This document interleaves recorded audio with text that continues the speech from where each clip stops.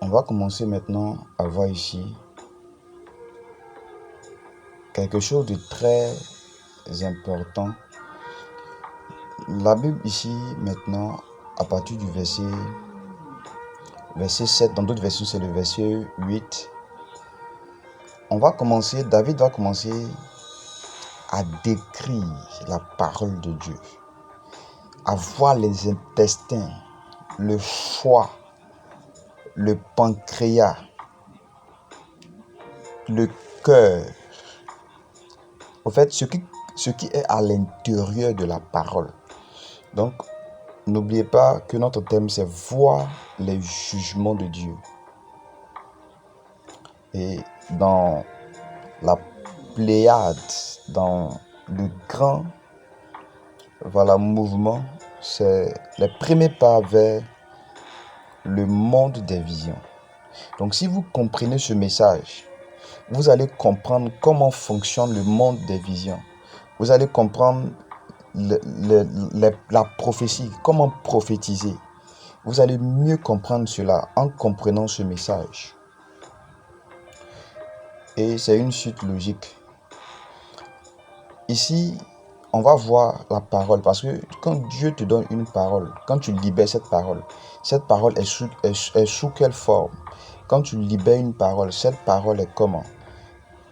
Comment on peut reconnaître une parole qui est prophétique, une prophétie au fait? Donc, dans l'Ancien Testament, il y a des codes cachés que lorsqu'on a reçu Christ, il y a le voile qui est enlevé. Il y a au fait un dévoilement. Donc, on peut maintenant avoir accès aux choses cachées. La connaissance a augmenté. Donc, ici maintenant, je suis avec vous au verset 7. La Bible dit ceci: la loi de l'Éternel est parfaite. Elle restaure l'âme.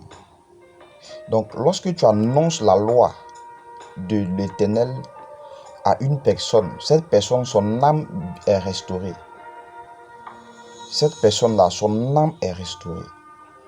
Et la Bible continue pour dire que le témoignage de l'Éternel est véritable. Donc, on parle du témoignage maintenant de l'Éternel. Il rend sage l'ignorant. Donc, quand tu donnes une parole prophétique, qui est une parole qui est le témoignage de l'Éternel, cela rend sage l'ignorant. Si quelqu'un était ignorant, quand tu fais sortir la parole de témoignage de l'Éternel, cette personne devient sage, je vous assure. La Bible dit encore que les ordonnances de l'Éternel sont droites. Elles réjouissent le cœur. Vous voyez, elles réjouissent le cœur. Donc ici, on parle aussi des ordonnances. Quand tu donnes une ordonnance de l'Éternel, comme une parole de prophétie à une personne, cette personne est réjouie dans son cœur. La Bible dit encore que les commandements de l'Éternel sont purs. Vous voyez. Donc quand tu donnes un commandement de l'Éternel à quelqu'un, cette personne devient pure. Jésus disait comme ça que si vous m'aimez, gardez mes commandements. Il dit dès maintenant vous êtes déjà pur à cause de la parole que vous avez entendue. La Bible continue, il dit qu'encore il éclaire les yeux. Donc c'est les commandements qui éclairent les yeux. Donc quelqu'un qui veut avoir une acuité visuelle vraiment accrue doit aimer les commandements, doit garder les commandements de l'Éternel. Parce que cela aussi également nous purifie et éclaire nos yeux. La Bible continue pour dire, la crainte de l'Éternel est pure aussi. Elle subsiste à toujours. Et maintenant, on continue encore, il dit, les jugements de l'Éternel sont vrais. Les jugements de l'Éternel sont vrais. Le thème dont je partage avec vous ce soir, c'est les jugements de l'Éternel. Donc, lorsqu'on parle des jugements de Dieu ou des jugements de l'Éternel, la Bible dit que ces jugements-là sont vrais. Ils sont tous justes. Ils sont tous justes. Ils sont tous justes. Donc, quelqu'un qui veut recevoir des prophéties pour les annoncer doit être quelqu'un qui est capable de pouvoir voir les jugements de l'Éternel. Est-ce que tu peux dire dans ton cœur les jugements de l'Éternel? Pendant que tu es en train de te connecter à cette parole, je prie que la puissance de Dieu tombe sur toi afin que tu puisses voir les jugements de l'Éternel. La Bible donne quelque chose d'important dans le livre de 1 roi. Vous allez voir ceci. 1 roi en son chapitre 22 à partir du verset 19. La Bible dit ceci. Et Michée dit, écoute donc la parole de l'Éternel. J'ai vu l'Éternel assis sur son trône et toute l'armée des cieux se tenant auprès de lui, à sa droite et à sa gauche. Et l'Éternel dit, qui séduira Akab pour qu'il monte à Ramoth en Galade et qu'il périsse? Ils répondirent, l'un d'une manière, l'autre d'une autre manière. Et un esprit vint se présenter devant l'Éternel et dit, moi, je le séduirai. L'Éternel lui dit, comment? Je sortirai, répondit-il, et je serai un esprit de mensonge dans la bouche de tous ses prophètes. L'Éternel dit, tu le séduiras et tu en viendras à bout. Sors et fais ainsi. Et maintenant, voici l'Éternel a mis un esprit de mensonge dans la bouche de tous tes prophètes qui sont là. Et l'Éternel a prononcé du mal contre toi. Alors, Sédécias, fils de Kénéana, s'étant approché, frappa Michée sur la joue et dit, par où l'esprit de l'Éternel est sorti de moi pour te parler? Michée répondit, tu le verras au jour où tu iras de chambre en chambre pour te cacher. Donc ici, on voit un prophète de Dieu appelé Michée. Michée signifie semblable à Dieu, pareil à Dieu. Donc, ceux qui sont capables d'assister au jugement de Dieu. Lorsqu'on parle du jugement de Dieu, ce n'est pas seulement une sentence qui vient d'une manière terrible, qui s'abat sur une personne seulement, non.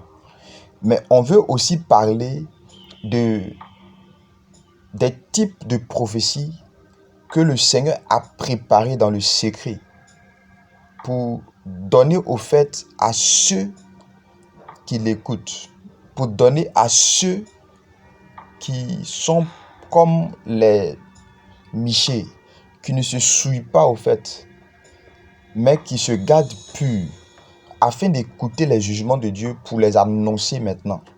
Vous allez voir que dans cette histoire, on a appelé beaucoup de prophètes parce que il devait y avoir guerre. Donc, le roi de Juda, le roi d'Israël, parce que on sait, quand Salomon est mort, le royaume a été divisé en deux. Il y avait le royaume du nord, le royaume du sud, qui est constitué de Jérusalem comme capitale, c'est-à-dire Juda, et il y avait l'autre qui était Samarie comme capitale, le royaume du nord, qui avait le nom, comme on dit, Israël. Donc, il y avait le roi qui régnait là-bas, qui s'appelait Akab. C'était associé au roi de Juda à cette époque. Et il partait en guerre. Donc, avant de partir en guerre, ils ont d'abord consulté les prophètes. Et quand ils ont consulté les prophètes, tous les prophètes qui étaient à la table du roi, qui étaient avec Akab, avaient prophétisé la même chose, que le prophète, que le roi va aller et il va remporter la victoire. Et comme tout le monde prophétisait la même chose, le roi de Juda m'a dit, mais il n'y a pas un autre prophète par qui on peut consulter l'Éternel. Et on dit qu'il y a un certain Michée qui est là, mais lui, il ne prophétise rien de bon. Je vous assure, quand quelqu'un se trouve dans un péché, quand quelqu'un se trouve dans le mal, et qu'il entend les prophéties qui sont les jugements de Dieu, pour lui mettre sur le droit chemin, cette personne va toujours dire que telle personne ne prophétise pas quelque chose de bien. Parce que les gens aiment entendre les prophéties où on les donne pour dire tu vas voyager, tu vas te marier, tu vas avoir beaucoup d'argent, tu vas avoir le travail, tu vas avoir de telles choses. Ils aiment ça, mais ils n'aiment pas qu'on leur donne la pensée de Dieu. La pensée de Dieu, c'est ce que j'appelle les jugements de Dieu. Donc Dieu tient un conseil et regarde une personne et veut faire quelque chose avec cette personne. C'est pas seulement le mal, mais parfois aussi c'est le bien que Dieu décide de faire.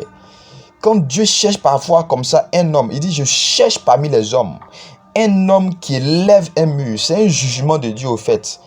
Donc Dieu cherche quelqu'un pour lui confier une mission. C'est pourquoi quand Jésus vient avec le jugement de Dieu. Il dit que tu n'as pas voulu sacrifice, ni offrande, ni holocauste, mais tu vas former un corps pour venir faire, oh Dieu, ta volonté. La volonté de Dieu, c'est ce que Dieu tient dans son conseil et il prend une décision qu'il veut appliquer sur la terre.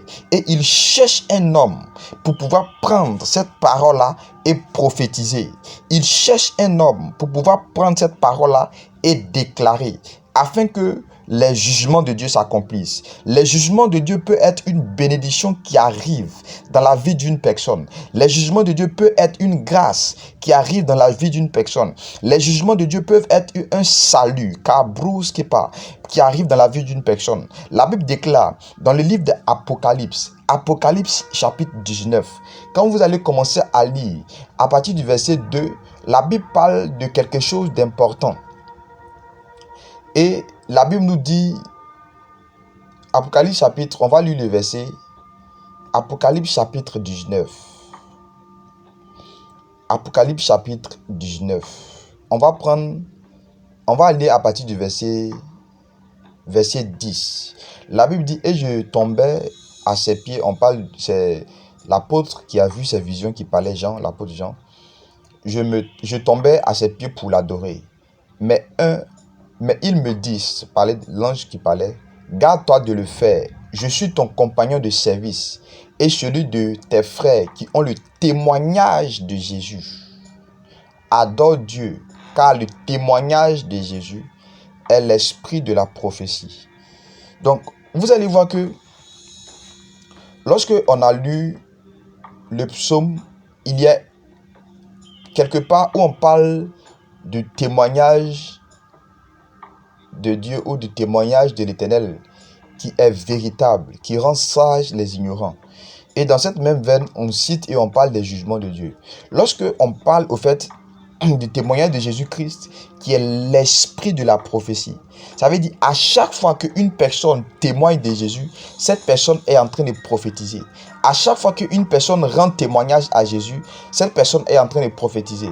Or, la Bible dit que lorsque la promesse de Joël 2,28 s'est accomplie, dans Actes chapitre 2, la Bible dit que il y a eu des langues, il y a eu des personnes qui ont commencé à parler des merveilles de Dieu. Et ceux qui étaient là, qui ont écouté ces paroles, ont été touchés par les merveilles de Dieu qu'ils entendaient par la bouche des apôtres qui étaient en train de prophétiser, des disciples de Jésus, qui étaient en train de prophétiser parce que l'Esprit de Dieu est descendu sur eux. Et ils étaient en train de prophétiser. Donc les prophéties qu'ils donnaient, c'était des merveilles de Dieu, c'était des témoignages, c'était des lois, c'était des commandements, c'était des jugements, c'était des paroles qu'ils étaient en train d'annoncer. Et ça restaurait l'âme, ça guérissait des personnes, ça orientait des personnes, ça donnait la pureté, ça donnait au fait la crainte de l'Éternel. Donc lorsque l'esprit de prophétie vient, lorsque Joël 2,28 parle qu'il aura un esprit, l'esprit de Dieu va être sur nous et on va commencer à prophétiser. Ce sont des gens de prophétie là que la Bible est en train de parler, où tu prophétises les choses droites, les choses puissantes, les choses vraies, les choses véritables, les choses pures et qui amènent les gens à s'accrocher à Dieu.